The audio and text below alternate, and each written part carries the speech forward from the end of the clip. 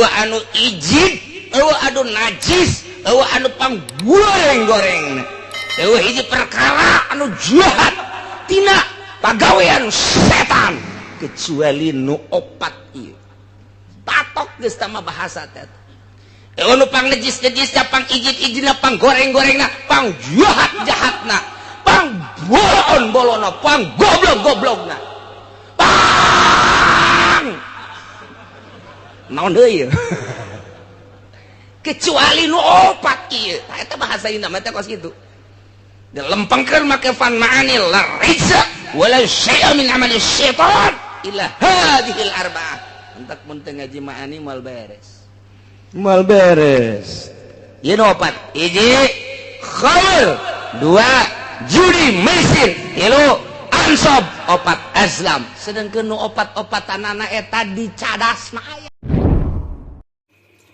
Assalamualaikum. Ayat ieu mah ayat anu neruskeun tina ayat anu tadi, ya ayyuhalladzina amanu innamal khamru wal maisir wal ansabu wal azlam rijsum min amalis.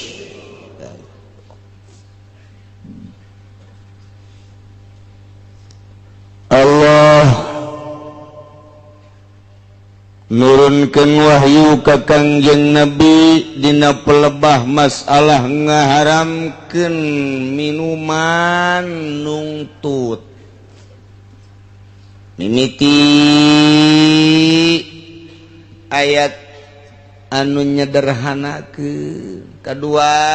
rada keras, katilu keras, kaopat patok geus teu meunang diganggu gugat. Ayat anu terakhir ieu ayat anu geus teu bisa diganggu gugat kana haramna arak, haramna judi, haramna kitu turah taroh azlab, termasuk ansab,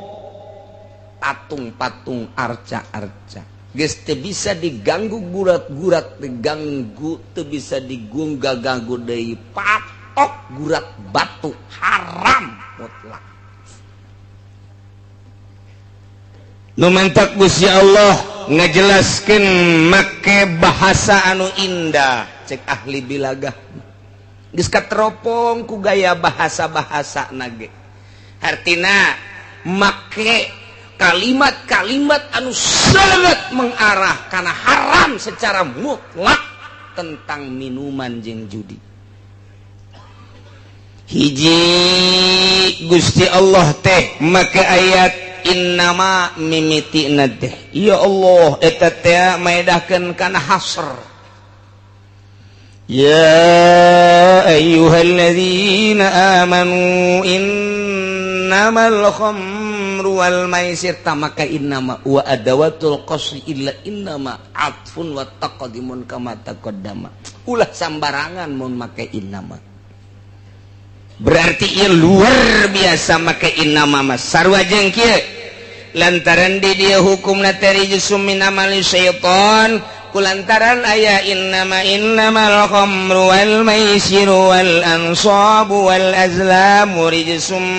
min amali syaitan. Terowong ku ari ku ilmu ma'ani, cek ilmu ma'ani malantaran aya adat koser bentukna inama, lamun ku urang dilempengkeun masar wajeng la rijsa wala syai'a min amali syaitan ila hadhil arba'ah. Ewa anu ijid, anu najis, anu panggoreng-goreng. Hiji perkara anu jahat tina pagawean setan kecuali nu opat ieu. Patok geus tama bahasa teh. Nu pang najis-najisna, pang ijid-ijidna, pang goreng-gorengna, pang jahat-jahatna, pang bolon-bolonna, pang goblok-goblokna. Pang naon deui? Kecuali nu opat ieu. Eta bahasa Indonesia teh kos kitu. Dilempengkeun make fan ma'ani la rijsa wala syai'a min amali syaitan illa hadhil arba'ah. Entak mun teu ngaji ma'ani moal beres. Mal beres. ieu opat hiji khamr dua judi mesin tilu ansab opat azlam sedangkeun nu opat-opatanana eta di cadas mah aya di sepatan aya di Cikupa loba pasar Kemis mah teu komo Cilongok mah eueuh bae ngan di mana-mana orang Cilongok Masyaallah opat ieu mabok baheula mah di kota ku ari handapeun tangkal awi masyaallah jorhe jasa urang kota mah batukna ge homer nu seungit teh urang dieu masyaallah begitu batuk teh ka ambeuna masyaallah bala-bala jore paneta mabok bala tuh kitunya judi baheula mah hanya jelema-jelema bararia sabae nu baraga duit Cina encek kuari mah kuari di lembur judi naon bae pake judi batung arca jeung sajabana kitu keneh azlam wah masyaallah mantap kurang minta ka Gusti Allah mudah-mudahan urang kabeh dibere bersih tina panyakit nu opat ieu dibere embung ngalakonan nu opat ieu samping urang oge anak urang mudah-mudahan dibere salamet tina panyakit nu opat ieu incu urang turunan urang mudah-mudahan mun tayang ka Gusti bere salamet ku Gusti Allah tina panyakit nu opat ieu tatangga-tatangga urang nu geus makeun bae mudah-mudahan ku ari mah dibere salamet dibere cager tina panyakit nu opat ieu lantaran ieu mah mengarah kana neraka naudzubillah min hiji nomor kedua arak ieu ku Gusti Allah bisa kompet daunkeun jeung ansab arak eta disangkopet daunkeun dihijikeun ayatna jeung nyembah ka patung jeung nyembah ka berhala sedangkeun kapan eta mah musyrik tah manu kos kitu mah ieu nginum arak disayatkeun jeung eta berarti ku benci-bencina jeung ku jahat-jahatna ku goreng-gorengna dihijikeun jeung perkara nu goreng jasa sakaligus Gusti Allah innamal khamru wal maisiru wal ansabu wal azlamu rijsum min amali syaitan coba minum arak jeung judi dihijikeun jeung naon dihijikeun jeung nyembah ka patung jeung nyembah ka berhala masyaallah cek Kangjeng Nabi nu mantap cek Kangjeng Nabi syaribul khamri ka abidil wasan jelema nu nginum arak sarua jeung jelema nu nyembah ka patung masyaallah eta teh kunaon eta ku gede-gedena dosa nginum arak dihijikeun beda ayatna ge disakompet daunkeun ku Gusti Allah innamal khamru wal maisir wal ansab wal azam raisun mantap cek Kangjeng Nabi syaribul khamri ka abidil wasan jelema nu nginum arak sarua jeung nyembah ka patung di lembur urang nu nginum bir loba jasa nginum menzen loba jasa vodka macem-macem ya Allah ya Rabbi na'udzubillah min nomor katiluna Gusti Allah teh atuh nitah ngajauhan ku bahasa fajtanibu innamal khamru wal maisiru wal ansabu wal azlamu rijsum min amali syaitani fajtanibu eta bahasa pajtanibuh teh lamun urang ngaji usul fikih mah eta teh nu kos kitu ngaranna amr sedengkeun al amru ma idza utliqa in sarafatan sariful wujub berarti di dieu teh aya amr nu maedakeun kana wujub amrun bil ijtinab berarti di dieu teh zahirna amr teh kapan liurut atuh syahai dengekeun ku sia urang Cikupa, urang Pasar Kemis, urang Bojong, urang Belaraja, urang Tangerang, sakumna bae. Allah teh geus ngahukuman kana khamar jeung judi jeung ansab jeung azlam eta teh termasuk raisun min amali syaitan. Atuh pantadibu atuh Gusti jauhan atuh goblok. Sarua jeung kitu. Awas ya mun teu make goblok. Eta ya. tak eta pajutan ibu Amr wajib sia ngajauhan namun dibongkar satu kalimat encan ieu teh cara Imam Syafi'i dek ngabongkar hukum teh kitu heula preteli disebutna mufradat geus puguh make ilmu sorof geus puguh make ilmu nahwu kuari ku urang di mufradat make ilmu ma'ani ilmu bayan mufradat teh pretel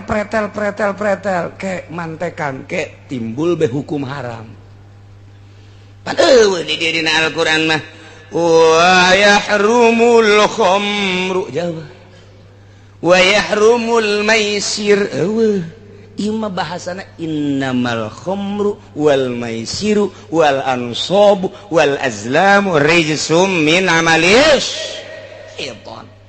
bahasana indah luar biasa pajtanibu jauhan atuh kumaneh kadina ditambahan la'allakum tuflihun manawa anjeun ai hayang ma anjeun teangan ku anjeun kebahagiaan berarti ngajauhan tina arak jeung judi bakal nimbulkeun falah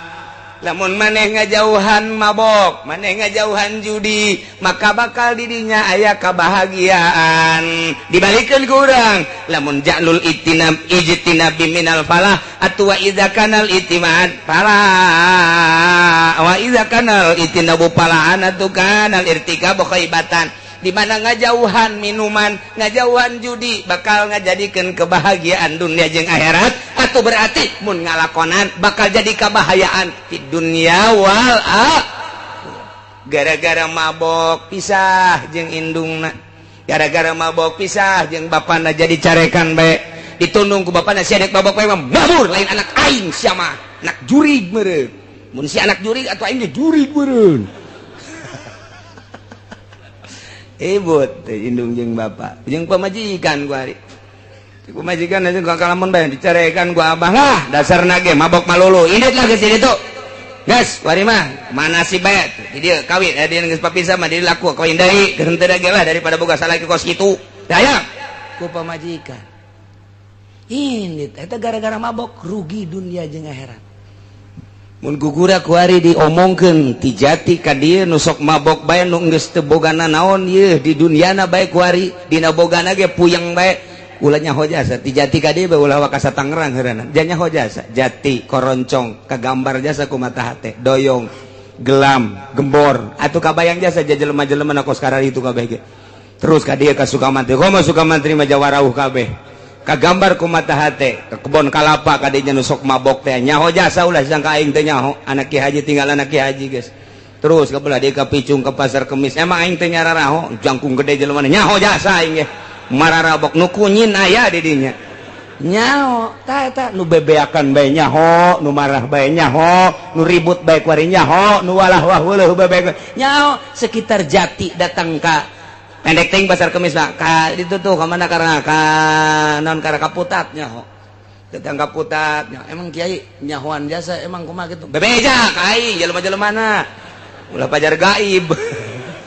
siapa mah pajar gaib bae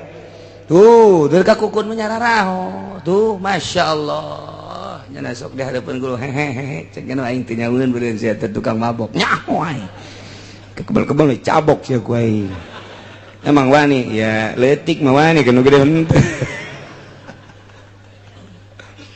ngagantungkeun bahagia nyantelkeun bahagia Gusti Allah make bahasa la'allakum tuflihun bahagia maneh mun ngajauhan mabok jeung judi lamun ngajauhan mabok jeung judi bakal nimbulkeun kebahagiaan dunia jeung akhirat mun ngalakonan rugi dunia jeung akhirat eta kakarak duniana rugi komo di akhirat nama dibeulem dikerebakeun dikulub ke di neraka jahanam alhamdulillahirabbil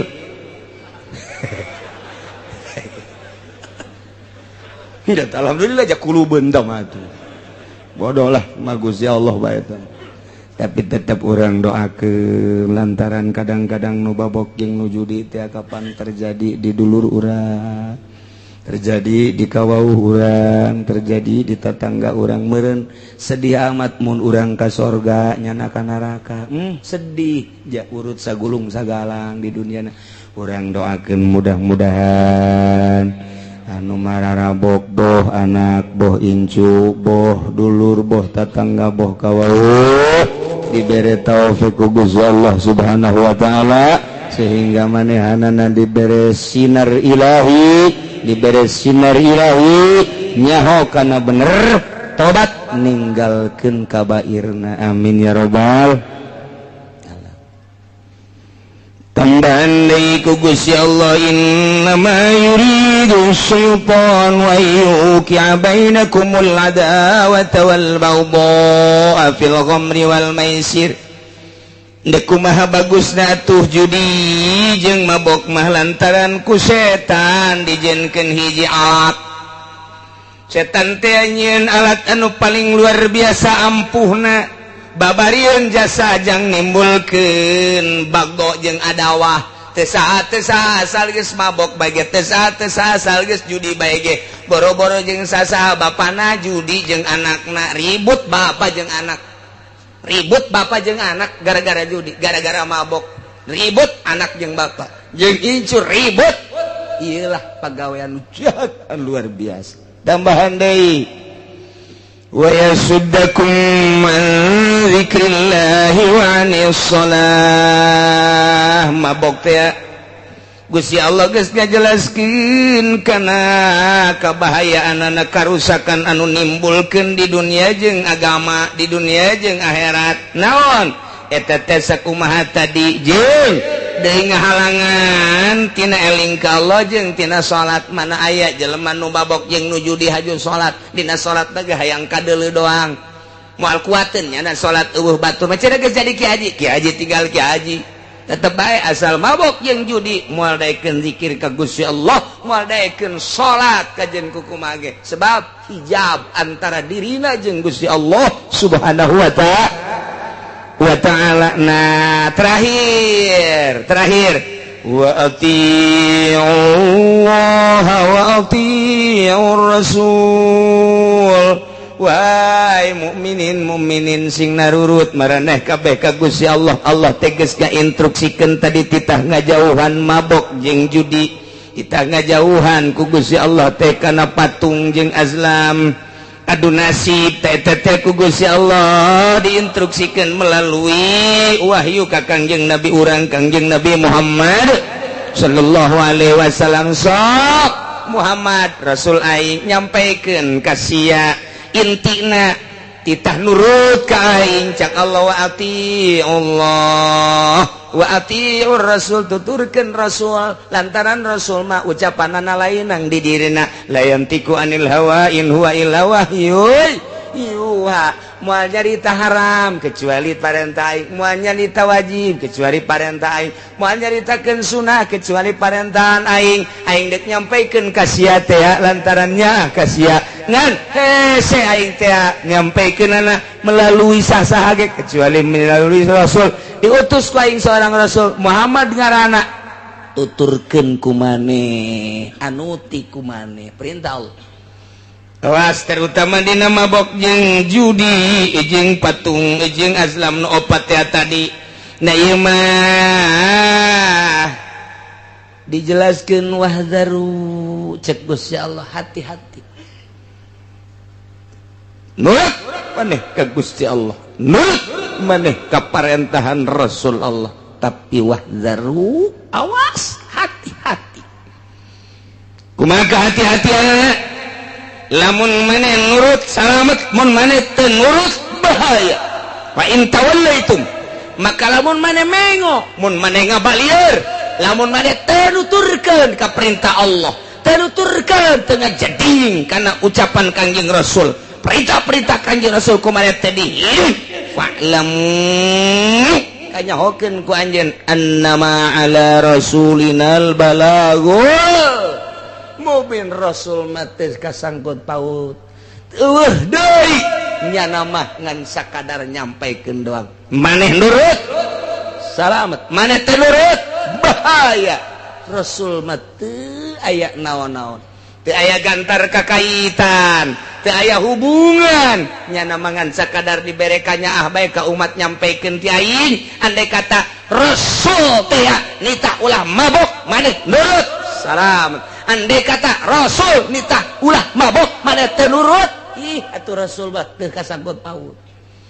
Lantaran Rasul mangan sakadar annama ala rasulinal balagul mubin, ngan sakadar nyampaikan Rasulna parantos teu aya tilar di dunia mah disampaikan ku para sahabat ayat ieu. Sahabat geus teu aya, sampaikan ku tabiin, tabiin geus teu aya, disampaikan ku asbat tabiin. Tahun 2011 penyampai lidah Kangjeng Nabi di Jakarta loba keneh, di Pandeglang loba keneh, di Serang Pandeglang, di Serang loba keneh, saantero dunia nu nyambung lidah ayat ieu loba keneh. Ngan hanjakal teh kumaha? Hanjakalna ieu pemerintah teh dirina, artina nu marentahna ieu adalah bener-bener henteu mengamati ayat ieu. Sehingga nyana teh ngajual ayat. Kumaha ngajual ayat teh? Ai dina zahirna mah ngalarang nyana titah mabok di panggung sapeuting bisa 2-3 panggung, horeng jero nama ojol ayat eta teh jang meuli meo. Moal teurak kajen ku kumaha ge. Aya jelema nu mabok didakwahan ku kiai model kos kitu, teuk ceuli datang ka teurak we. Moal teurak. Naon sababna? Lantaran ojol tah mah ojol ayat. Nyana ngaluarkeun ayat susuganan mancing, lain mancing supaya menang hidayah, tapi nyana mah mancing supaya dapurna ngebul. Mal beres. Nu mantak lantaran ojol deuleukeun geus maotna. Deuleukeun cek Imam Ghazali deuleukeun geus maotna we. Trek we kiai nu sok dakwah maot. Maot misalnya ieu, maot. Aya eueuh nu zarah umat kadinya. Ternyata eueuh. Apakah teu wauheun? Wauh. Apa kata akrab kunaon bung jarah panjana baheula dakwah lagi dibayar ya gua ojol temennya nama dakwah eueuh karasa tapi lamun nyana tilok ojol ku dunya maot Masya Allah nyana pernah datang ka imah aing nasehatan dibere mah dibere tapi teu maksudna nyana itu maksudnya angan kos gitu cek pemuda teh Masya Allah kerayanya nama orang teh ku sasalaman ge kana sehatan ku neuleuna ge kana sehatan komo lamun geus ngajina kana sehatan emang itu maksud ojol jeung dunia geus maotna jelema datang ka makomna hadiah ka makomna ziarah ka makomna deuleukeun geus maotna mun biasana ojol jeung dunia pek bae eureun moal aya nu inget teh. Eta teh rahasia anu luar biasa, terrahasia anu luar biasa. Maksudna Imam Ghazali dek garitakeun keikhlasan jelema deuleu geus maotna bae. Nu mantak urang zararah katua ka naon kitu ngaranna ka Maulana Hasanuddin ahli ikhlas. Urang ngajarahan ka Maulana Yusuf ahli ikhlas. Urang ngajarahan deui kitu ka mana kana jadi ka Ki Asnawi ahli ikhlas. Asal ahli ikhlas jelema ku Allah digiring-giring ditaku saha eta zarah. Aya nu ngagiring-giring eueuh di lembur urang aya jawara paeh hayang urang jarah kadinya atuh henteu pancena sok nganasehatan gatunya mah marah aya kiai maot teh henteu dijarahan ku muridna acan muridna ge santrina ge teu jarah-jarah acan sangheuk bawatna teu bisa dibobodo nurani mah kunaon eta baheulana jago mah ngajago ngajina hebat mah hebat ngajina cuman ojol jeung dunia lamun ditanya kunaon sih teu daek garah henteu lah kunaon emang pan ngadidik sia atuh ngadidik ge bae lah aing sok dipentaan asal aya anu ngaji bae tah murid aing sing ade eta hancengan aing teh sing ade nu nanya masalah bae jadi murid ka mana teh sekali nanya sejutanya nyen pondok menta, nyen majelis menta, ojol teten kos kitu ngaran. Mal beres. Nyen kudu nyen majelis manyanana atuh. Aya masyarakat teh nyen majelis aya nyana meuli apaan sa? Eta goblok kiai di Singapura kos kitu eta.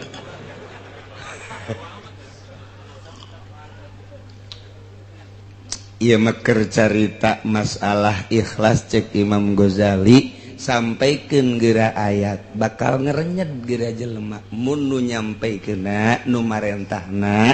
Ieu adalah teu ojol jeung dunia. Sok wahai para pemuda nyaahan diri maneh jamual ngora bae jeung sing hade isuk pagetot teh anjeun bakal maot sedengkeun maot teu ngolot teu kolot teu ngora eureunan gerage mabok ku sakitu bae nyanana teu boga pikiran hayang dibayar dakwahna aya bae 2-3 man eureun sanajan nu maju aya 10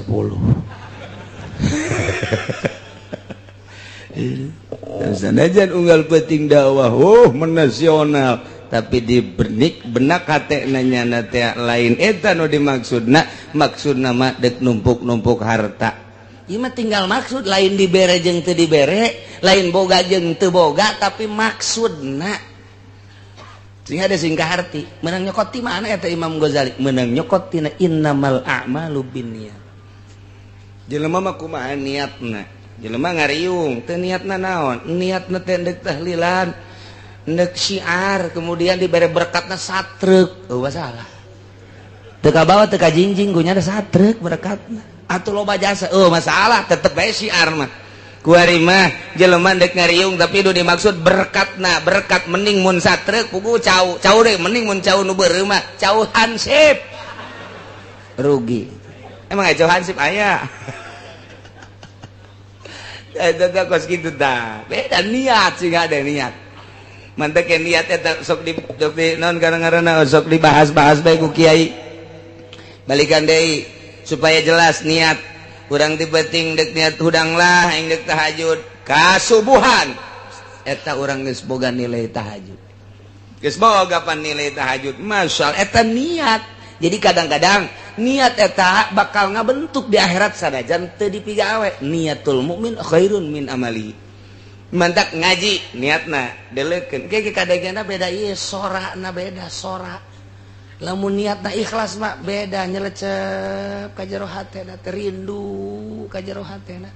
ngeunaheun ka jero hatena teh eta teh bakat tingku ikhlas di jerona ikhlas teh naon teh lain diomong ikhlas mah teu hayang urusan dunia hayang kalem teh hayang dimulai diagung-agung teh deuk nyampaikeun ayat ieu mah supaya manusia bentak mata hatena henteu maksud hayang dibayar kabeneran diagung-agung aja dibayar dibere eta teh urusan batur asal dirina nah iyalah nu hese teh berangkat awalna begitu ngalengkati mah deuk naon maksudna dakwah deuk naon maksudna ayeuna ieu mah deuk dakwah bae ayo ngan eta deh sok ngomong-ngomong sabaraha jam ieu nya setengah jam bos setengah jam lamun naik kareta mah sedang ka mana ieu bayaranna ge gede cabok kiai kos kitu mah eta teh ilas eta do kos kitu kan eta teh tah piceun mun hayang bener piceun mun hayang bener ieu nyampaikeun ayat ieu disampaikan di dunia ayat ieu disampaikan mabok makin menjadi-jadi hese luar biasa nah ieu diakhiri ayat nu tadi teh ku Allah wa atiur rasul narurut marane kabeh ka Gusti Allah teh ngalarang melalui Kangjeng Rasul minum arak judi wa atiur rasul tuturkeun turut ku maneh Kangjeng Rasulullah wazaru jeung hati-hati kudu rempan maneh kana berbagai permaksiatan lantaran bakal ngejerumuskeun anjeun ulah-ulah di dunia komo di akhirat nama deui bakal sing jarungkel ka neraka jahanam lamun nurut atuh salamet lamun ngabalieur mengo fa in tawallaitu mani taat mun maneh ngabalieur tina taat Rasul mah Rasul bae tapi teu didenge kiai mah kiai bae tapi teu didenge fa'lamu awas aya rambu-rambu tuh hubungan naon Kangjeng Rasul mana ma ala rasulinal balagul mubin Kangjeng Rasul mah hanya sekedar nyampaikeun doang atuh ari katarima salamet namun teu katarima atuh bahaya lantaran fajazaukum alaina cek Gusti Allah adapun babales aranjeun kabeh mah eta adalah tanggung jawab kula nurut maneh kukula bakal disalametkeun ka surga teu nurut maneh kukula dijangjian kukula teh bakal dikanarakakeun sakitu bae Rasul mah teu aya patulapatalina naon gitu kene kiai ngalarang niatna sakadar dakwah bener-bener lillahi taala aju jelemana teu daek darurut ka kiai ih atuh annama ala rasulinal balagul mubin kiai mangan sakadar nyampaikeun doa nurut jeung teu nurut lain urusan kiai mantap kiai ulah marah lamun dakwah teh aju teu narurut marah kiai goblok sia teu nurut ka aing deuk nurut ka aing deuk nurut ka saha sia tolol sia goblok sia eta kiai moal beres sama kos kitu mal beres atuh ieu keur nyampaikeun bae haram riba haram ngredit haram praktek isuk-isuk datang Assalamualaikum enon ya ampura kiai kunaon aduh doakeun kula bulan kemarin itu bisa bayar kreditan hareup mudah-mudahan boga cek hate ai kamari aing nyampaikeun haram kuari minta doa ka aing aing teh sieun nu kabalingar sebenarnya deres kene mah kos gitu deres anu kieu Waalaikumsalam ceurik bae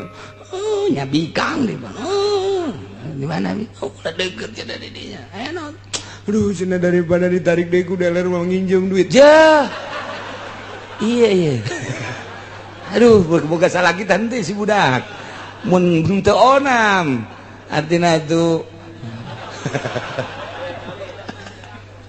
depan Masya Allah gula ngajing mengaji baik ke kiai ngadenge bae jadi manginjem duit bae jangan bayar kreditan innalillahi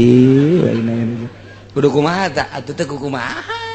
nyampaikeun anak nyampaikeun bae ngan can datang ka hatena can dibere hidayah ku Gusti Allah berarti mahal teh anu ngagulak-gilekeun mah anu ngaleungitkeun hijab mah lain kiai lain wali lain Kangjeng Rasul nu mere hidayah mah Gusti Allah Subhanahu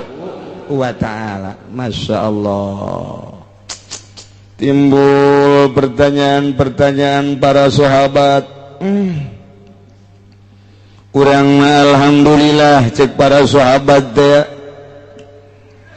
kazamanan karena ayat innamal khamru wal maisir sehingga orang sadar nu tadina osok mabok eureun tadina sok judi eureun tadina nyembah ka patung areureun tadina dunus nasib ngundi nasib baju areureun ku ari mah kulantaran urang nyaho kana haramna ngan ieu ayeuna mah fakaifa bi ikhwanina alladzina matu wa hum yashrabunal khamra yakuluna malal maisir aya eta dulur urang tetangga urang nu kamari ieu mararabok kamari ieu jararu diaju ku ari parae eta kumaha kamari ieu meme diharamkeun nyana mabok aju paeh nyana judi duitna pake dahar dirina pamajikan jeung anak paeh eta kumaha nya ai urang mah kuari geus areureun ieu jageus jaho ieu kana haramna ai eta bapa urang emang urang uwa urang kawau urang anu baheulana mararabok paeh kumaha eta iman mah iman ka Gusti Allah tapi can turun ayat saklek haramna arak nyana kaburu paeh kumaha nya eta jol be ayat ieu laisa 'alal ladzina amanu wa 'amilus solihati junahun fima ta'imu idza mattaqaw wa amanu wa 'amilus solihati thumma ittaqaw wa amanu thumma ittaqaw wa ahsanu wallahu yuhibbul muhsinin. Cek Gusti Allah laisa 'alal ladzina amanu wallahu alam bimuradi teu aya tetep ka jelema nu ariman ngimankeun geus amilus solihati bahkan beramal soleh junahun dosa teu kadosaan fi mataimu dina sagala rupa hasil-hasil nu kumanehanana di dahar lamun dina arak mah kunyana diinum nginum arak wal maisir hasil daripada judina kunyana di dahar dirina jeung pamajikan keluarga eta mapan qoblat hari memeh diharamkeun artina jelema nu baraheula iman ka Gusti Allah jeung Rasulna bahkan nyana ngamal soleh ngan encan turun ayat kasaklekan haramna diharamkeun nginum arak jeung judi kemudian nyana kaburu maut cek Gusti Allah laisa junahun teu dosa alal ladzina amanu wa amilus solihat bagi jelema nu ariman terus amal soleh fima ta'imu dina naon nu kunyana nu diinum arak diinum hasil judi kunyana didar asal idza mattaqau wa amanu wa amilus solihat di mana aranjeuna takwa di mana aranjeuna iman di mana aranjeuna beramal soleh asal iman takwa beramal soleh masalah lantarannya nama maut memeh diharamkan secara mutlak dikuatan deui ku Gusti Allah summa taqaw amanu inget yang penting mah takwa jeung iman modalna syaratna asal takwa jeung iman tambahan deui ku Gusti Allah summa taqaw ahsanu nu penting mah takwa jeung ihsan nu mantak aya 3 di dieu teh ittaqau teh loba amat aya rahasiaan teh barang dibongkar ku ilmu bilagah mah nomor kahiji aya idza mattaqau amanu wa amilus solihat nomor kedua summa taqau amanu nomor katilu summa taqau wa ahsanu aya 3 ittaqauna loba amat atuh cukup bae hiji ittaqau anu awal mah eta adalah jang pribadina ittaqau nu kadua mah jang pribadi jeung halayak rame ittaqau nu katilu mah jang dirina halayak rame jeung ngalaksanakeun ihsan nu mantak aya iman aya Islam aya ihsan aya syariat aya tarekat aya hakikat selalu kitu bae dina Al-Qur'an teh nu mantak di dieu ge aya 3 ittaqauna ittaqau nu pertama ittaqau iman ittaqau nu kadua ittaqau Islam ittaqau anu katilu ittaqau ihsan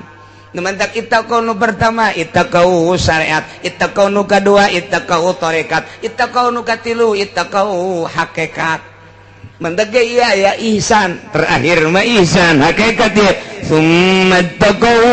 ahsanu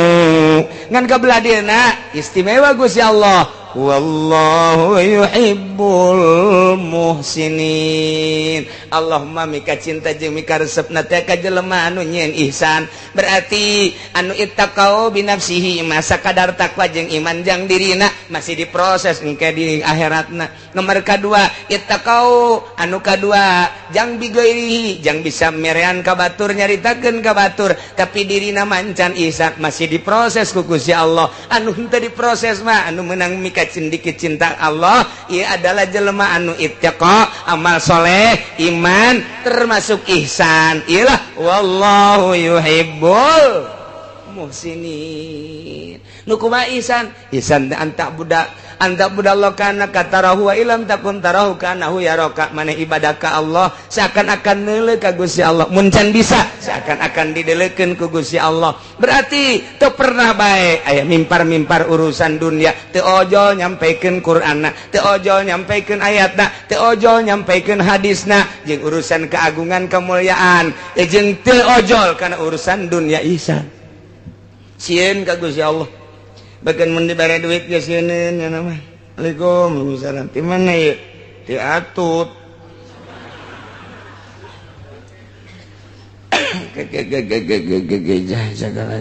ai butuh ieu ka duit teh ieu teh pan keheulanya halal apa haram kitu ahli Allah kela dieu kala sabaraha duit yang dibuka teh bu emang tarima bente sabaraha duit teh barang dibuka teh 1 juta lah leutik 1 juta mun 5 juta mah bejakeun ka atut daek 1 juta mambung pan aya 5 daek kagok ka neraka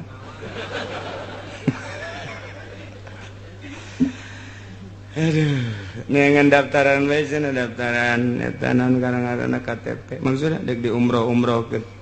ieu umroh jadi ganjaran apa henteu kunaon teu berpikir masya Allah ieu ayat lain lalagaan Gusti Allah cukup bae ieu teh make ittaqauna hiji bae cek ahli bilagah mun hiji ge cukup tapi make ayat 3 ieu teh lain lalawara ya Allah ya Rabbi maka idza mattaqaw amanu wa amilus solihat hiji mereka dua summat taqaw wa amanu dua mereka tilu summat taqaw wa ahsanu masya Allah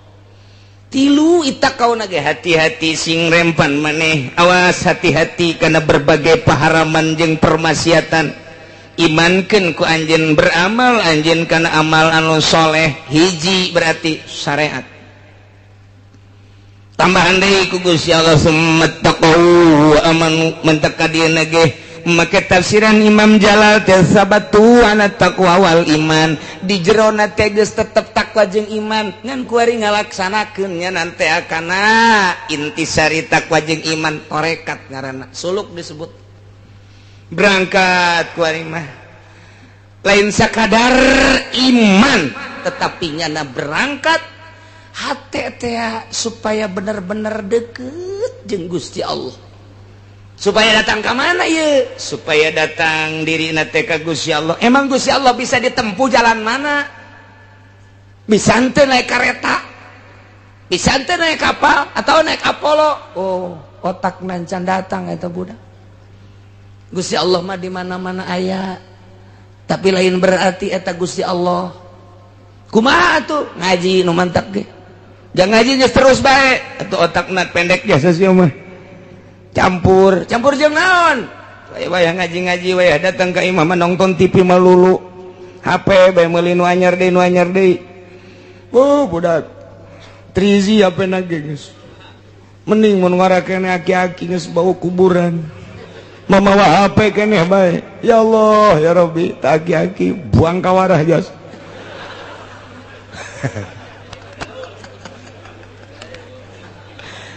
itu para rantes aki-aki bawa HP Gusti ya Allah nu aku ieu pasti aing dipake ka greget ieu ku Amerika naon sebabna perusahaannya napaan waduh bahaya ieu cenah kieu ngalarang meuli HP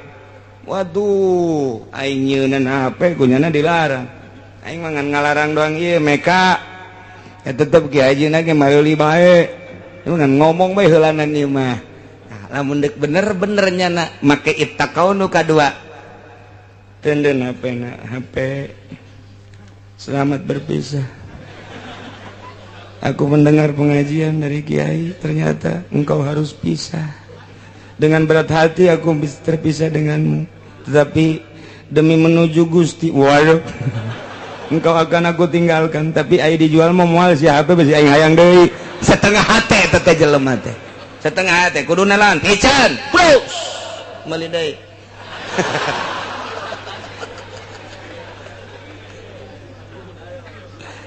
lain lalagaan ibadah teh nu mantak urang eueuh ngeunah kumaha ilmu fatul muin mah aya ilmu jamul jawame mah aya ilmu tafsir mah aya kok eueuh ngerenyet cenah ibadah eueuh ngeunah asal eueuh ngeunah bae ge kadeuleu jelema mah sinarna eueuh emang kumaha gitu lamun aya jelema nikmat ibadah ngan nyaritakeun nikmat ibadah mah teh mah geus rahasia bae hese nyaritakeunana ngan beda engke sinarna boro-boro neuk nanaon tah pepegatan jeung HP bae ge sakitu hese aing mah jaga sekolot umur 60 tahun ku batur di ustad-ustad jeung di kiai-kiai lah HP aing isin aing geus aing mah moal kuari mah HP teu boga nonton TV bae atuh ieu bagi berat penyakit bagi parah ieu mah impus ieu mah kiai kos kieu mah geus teh TV geus sia mangpaat aing neuleuhan sia bae ti baheula teh ngan saukur berita bae paling ge anu-anu lah film nyanyi geus teh hayang aing mah geus tah dua tang coba ge dua bae HP jeung TV ieu teh di jero hate diberesihan teu hayang teh mah kos kitu mah lahun walabun teh mah geus aing mah deuk ka Allah bae saminggu bae ngerenyet bakalna hayang meuli deui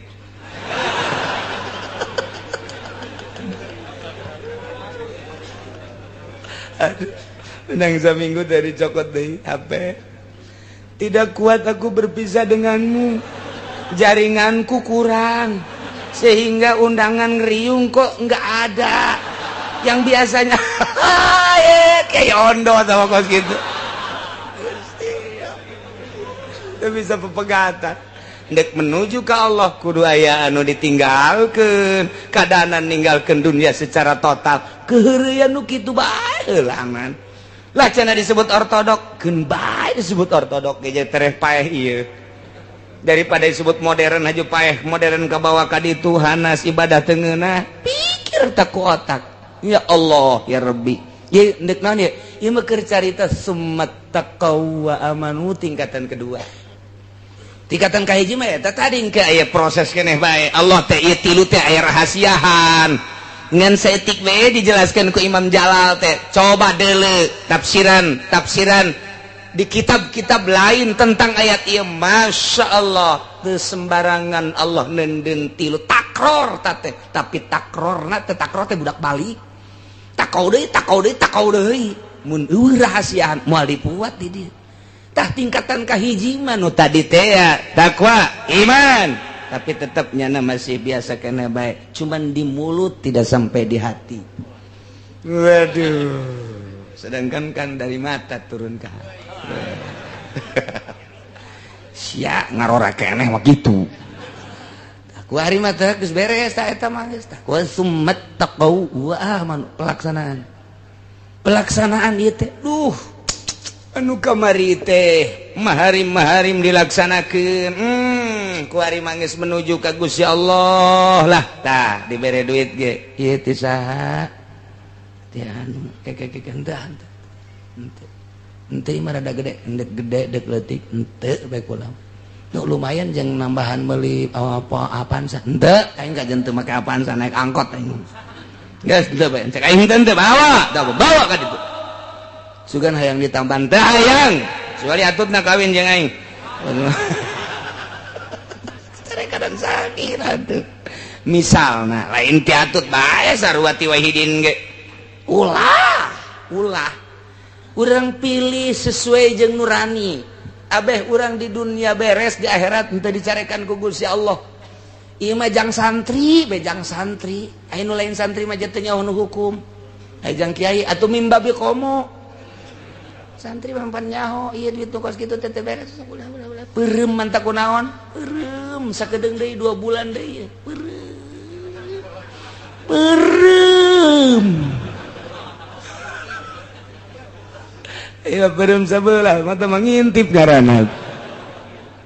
aya nu kieu bae cenah aya di ditu cenah aing kiai ku batur mah aing di ustad aya anu pae ngundang ka aing ngariung ka aing muludan geja aing kaundang tapi ieu aing can diambeun meureun nya jen can ti kulon can aya ti wetan can aya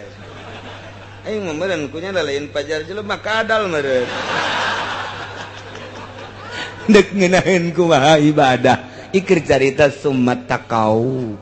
panyakit eta teh kos kitu teh geus HP panyakit, TV panyakit, jaringan-jaringan panyakit, duit nu teu pararuguh panyakit, lepaskeun geura eta sok kudang peuting. Usolli Allahu akbar. Maaf engke bakal kabayang guru ikhlas urang. Bakal Allah mere kos kitu heula. Tek bae kiai anu mah meureun ngeunaheun soal aya angker di jero hate Allah tambah ikhlas. Eta teh dorongan moral anu ku Gusti Allah ditambahan ka hate urang naik urang tek komo wali meureun Allahu akbar lain ngahayal aya ngahayal mah bahaya tek bae ka ditu Kangjeng Nabi mah di Guha Hira sorangan meureun ku nikmat-nikmatna teh ibadah Allahu akbar geus ngeunaheun ibadah moal bisa lamun aya halang Allahu akbar kamari 500 lamun kapanggiri asana 1 juta ya ira ya undangan deui-nya hayalanna kos kitu beda ieu mah kula mah alal haq bae beda ke pemikiran beda Allahu akbar HP nu eta kekerbek anu anyar sabaraha duitnya buatan Cina sih sabaranya cak batur bagus tapi teu rusak kajeun lah isuk bae gitu moal beres cak aing moal komo aya nu ngahabe Allahu akbar ting tong saha eta iya kana budu aya ting tong wa iya kana saya urang mah kitu salat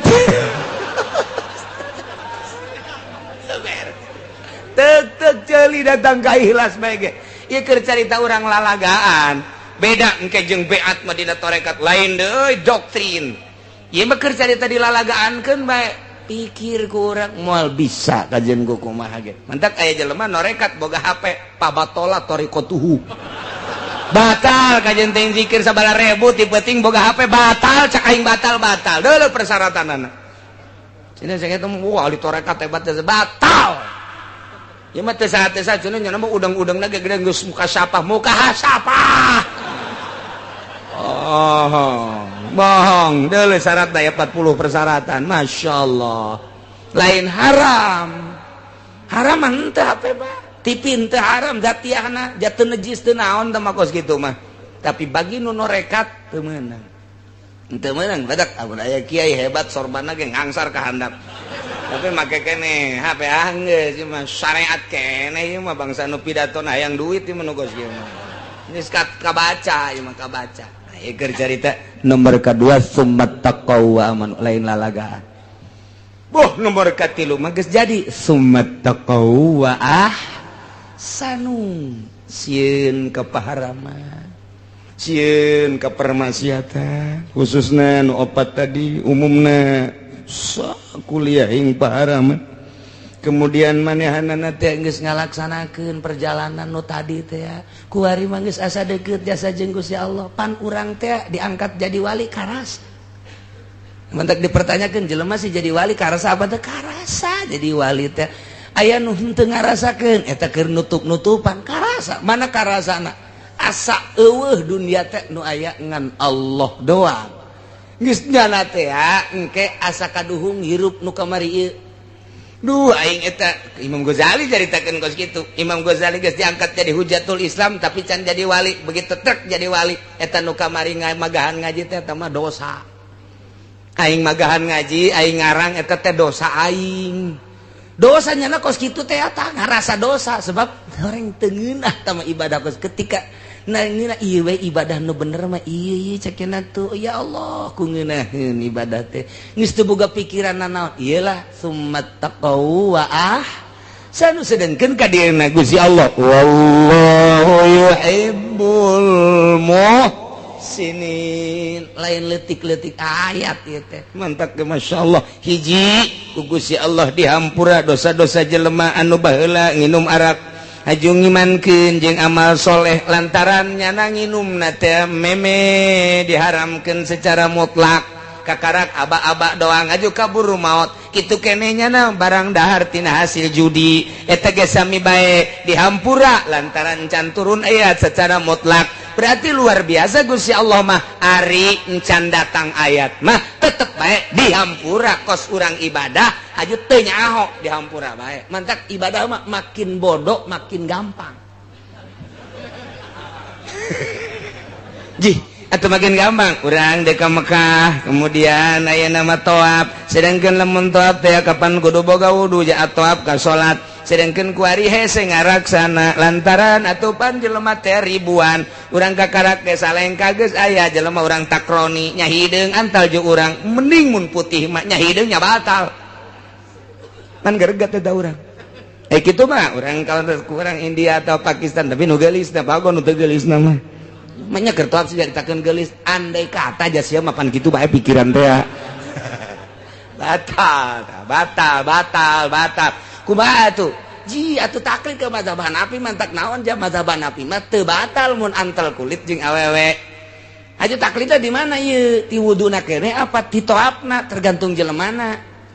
lamun santri ustad kiai taklidna ieu adalah ti wuduna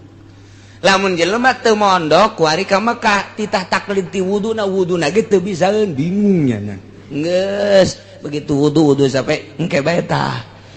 tah dina toapna abdi taklid ka mazhab Hanafi nu cek mazhab Hanafi mah antel kulit awewe jeung lalaki teu batal geus bae wuduna Syafi'i tapi nyana toapna toap make Hanafi jang nu bodoh mah atuh sanajan didedet ge emang bodoh entar cek Kangjeng Nabi al-amila madhabalah nu bodoh mah teu bogaeun madhab sebenarnya mah geus asal salat bae habek geus lah mentak beuki bodoh beuki babari ko solusi ya geus gitu kira cerita ulah ngahesekeun kan nu bodoh mah iya tuh nu bodoh dihesekeun memaldekeun salat maldekeun salat aya nini baheula ka abah cenah kula ieu kiai di ka Mekah ayo atuh jaya mah ka Mekah jangan teu bisa babacaan teu kudu babacaan nih nu bisa bae naon nu bisa mah jakul ge balelol nya teh zaman baheula ieu jeung kula mah lah cenah maca qul ge ulah maca qul salawat beje nu baca salawat ge teu kudu babacaan teu kudu babacaan babari meunang kiai teu kudu babacaan teu kudu eta cerita tetangga mah babacaan wah temen bodoh nyana asa pinter banda atuh nyana dakwah di ditu cok kidamiati ge teu meunang babacaan ngunaheun jaka kidamiati mah aing ngaji manasik gitu mah hesek jasa jaka kidamiati mah teu kudu babacaan cek nyana ge teu ngunaheun hebat banda atuh tita babacaan kumaha boro-boro doa manasik kulhu ge balelol aduh ulah ka Mekah burung atuh teu jang sanyanaeun mah asal ka ditu bae muter milu muter saing milu saing geus kucing-kucingan los entek abah-abah babari bae masyaallah ngeunaheun sarua jeung Ki Bustomi mun nanya masalah teh babari bae teh Ki Bustomi ge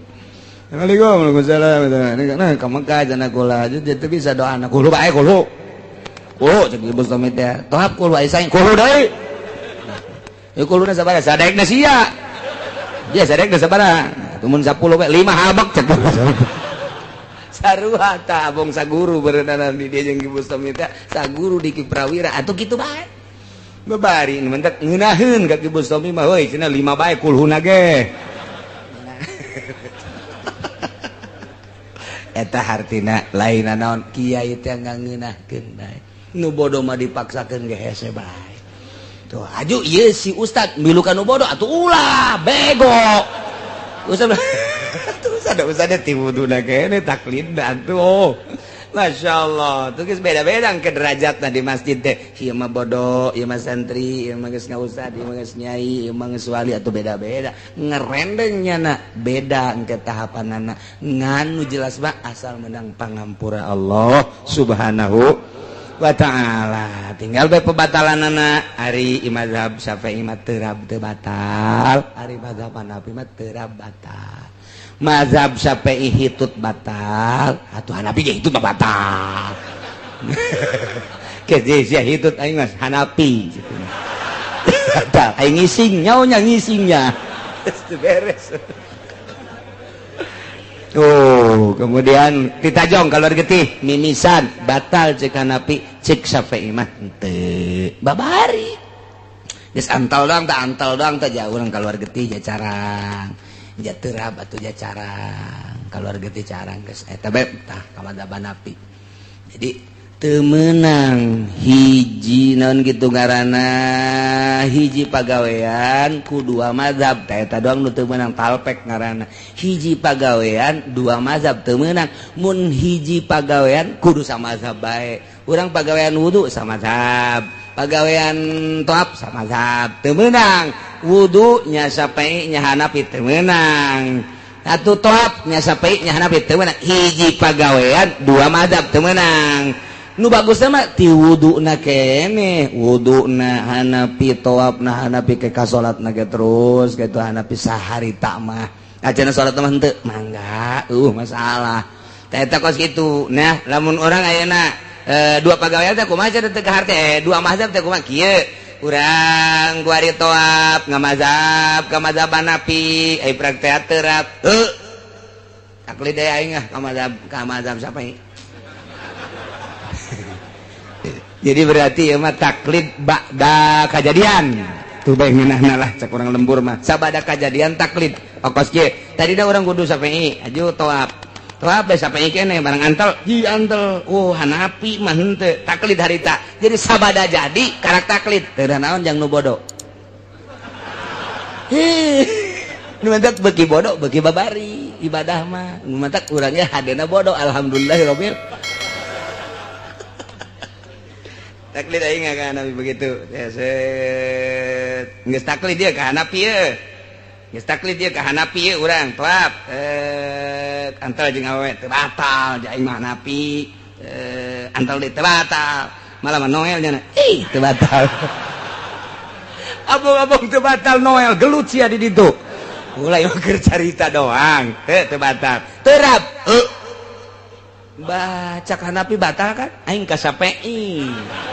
sampai baca teu batal balik deui aing ka SPI cenah ge kurang taklid sabada kajadian teu naon SPI geus aing lah pokona mah geus SPI ieu tak wari ieu mah keur carita heulanan keur carita antal je jeung hanapi jeung awewe hanapi deui ieu mah budak batal-batalna batal-batal modar bereuni mah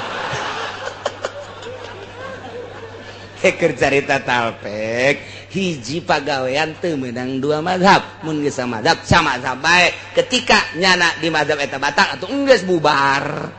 masyaallah wallahu yuhibbul muhsinin mudah-mudahan urang kabehan diraksa ku Gusti Allah dibere daek takwa ku Gusti Allah dibere sabar ku Gusti Allah diberi ihsan ku Gusti Allah sehingga orang bisa benar-benar ibadah ka Gusti Allah hingga akhir hayat orang husnul khotimah bisa ngucapkan kalimatun thayyibah di akhirat aya di bawah bendera Kangjeng Nabi urang Kangjeng Nabi Muhammad sallallahu alaihi wasallam wallahu alam. Terima kasih sudah menonton. Jangan lupa subscribe.